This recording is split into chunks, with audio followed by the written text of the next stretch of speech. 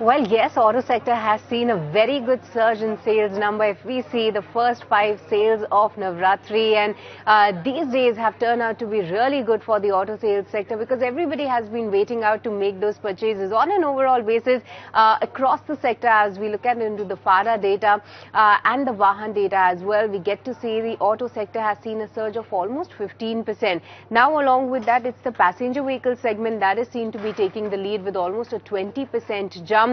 If we compare the first 5 days of Navratri sales as per Vahan, and there we get to see that the industry has actually registered vehicles of over 85,000, and on an year-on-year basis, it's a jump of 20%. This is to be followed by LCV segment, which is the second top gainer. Almost a 16% growth is what we have seen on that particular segment. When it comes to the two-wheeler space, a 14% growth. Three-wheelers have seen a surge of 13%, but it's a bit surprising that the MHCV segment is once again seen to be on the back foot with just 6% of a gain coming in over there. And lastly, from the tractor division as well, a 10% growth is what the industry has registered. But do remember that this particular month, wherein the first half was actually affected by Shraddh period, and everybody has been waiting out to make the purchases after 22nd of September, and that's what we have seen on the number front as well. To all the industry experts we keep talking,